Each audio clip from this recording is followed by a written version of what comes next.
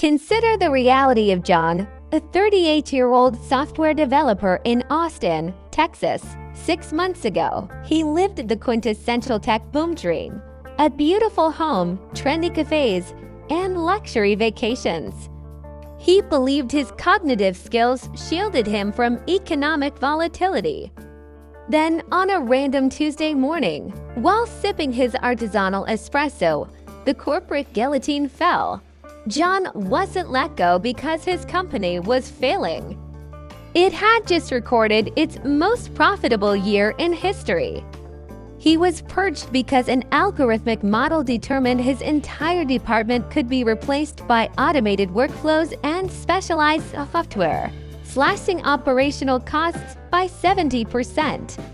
Suddenly, his $150,000 salary vanished. Stepping outside, John faced an eerie paradox. His phone screamed macroeconomic prosperity, surging GDP, and booming manufacturing. Yet his local high street looked like a ghost town. The high-end cafes were empty, and boutique hotels were desperately slashing prices. The factories were booming, but the citizens were running out of money. This eerie paradox wasn't a glitch in the matrix. It was a glimpse into the gears of a terrifying new world order. This is the brutal reality of the Great Economic Bifurcation, a structural split dividing the global financial system into two universes. On one side lies the hyper-automated corporate machine, capital-intensive, ruthlessly efficient, and wildly profitable. On the other lies the human service economy, labor-heavy, financially drained, and rapidly collapsing. For decades, corporate success and societal prosperity walked hand in hand. It was a beautiful, self-sustaining loop. But during the quiet chaos of the last few years, boardrooms executed a silent trillion-dollar coup. They broke the loop. Executives realized a lucrative truth: humans are the single most volatile, expensive, and unpredictable liability on a balance sheet. Humans require healthcare premiums, parental leave, and annual raises just to keep up with inflation. An automated system requires none of these things. Driven by breakthroughs in algorithmic workflows and predictive AI, companies completely decoupled wealth generation from human labor. This explains why an enterprise can fire 10,000 people on a Tuesday morning and see its stock price surge to an all-time high by Tuesday afternoon. Capital has completely detached itself from labor. To understand how deep this knife cuts, follow the trajectory of a single dollar earned by a high-income knowledge worker like John. When John made $150,000 a year, that money circulated with high velocity through the veins of his community. It bought $7 lattes, funded boutique hotels, and paid independent digital consultants. But the moment an automated workflow replaced his department, that circulation stopped dead. When a professional loses their livelihood, they immediately lose their consumer identity. John canceled his travel plans, froze his subscriptions, and went into deep financial survival mode. Multiply John by hundreds of thousands across the Western Hemisphere, and the service economy suffers a quiet heart attack. The places where people spend are drying up because the middle-class professional engine has been violently unplugged from the corporate matrix. Where is all that corporate wealth actually going? The money hasn't disappeared. It has just changed its address.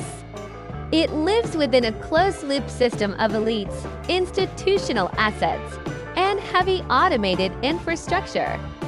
The ultra-wealthy corporate class is reinvesting capital directly back into tangible, high-leverage assets, prime real estate, energy grids, automated assembly lines, and colossal data centers to house the very algorithms that replaced the workforce.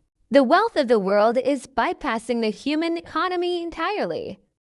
The machines are building things for other machines, funded by capital that never touches a human hand.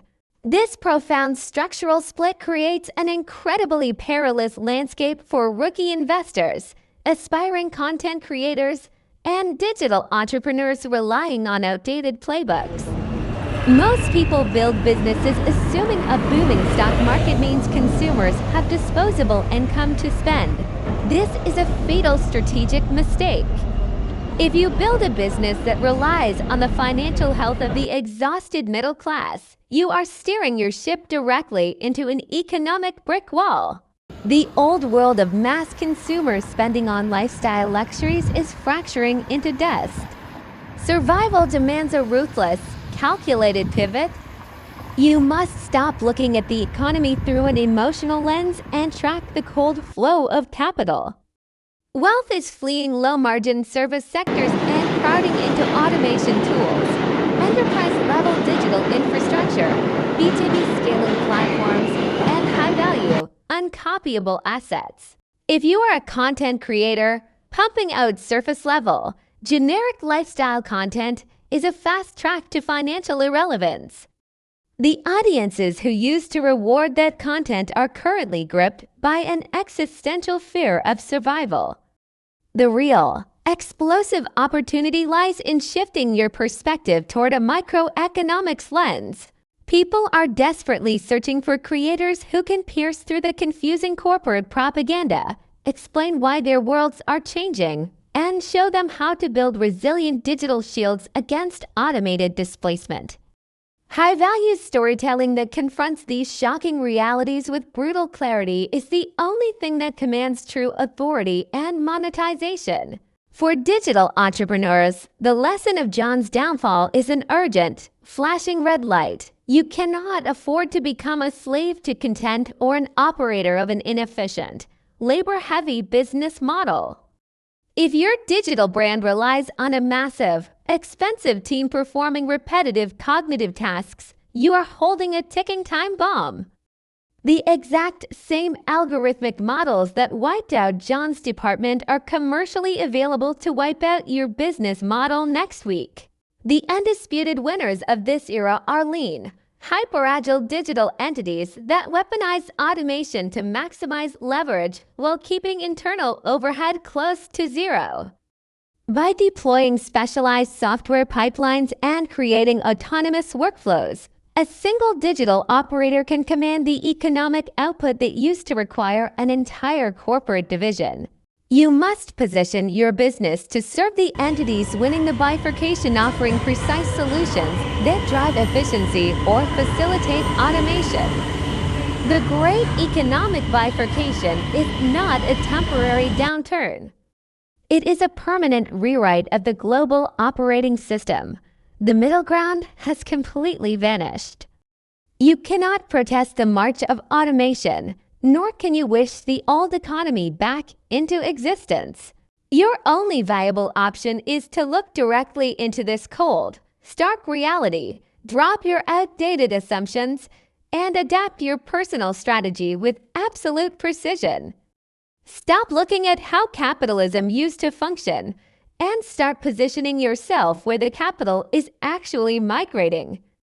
Master the tools of the modern era and ensure your assets are firmly anchored on the profitable side of the great economic divide.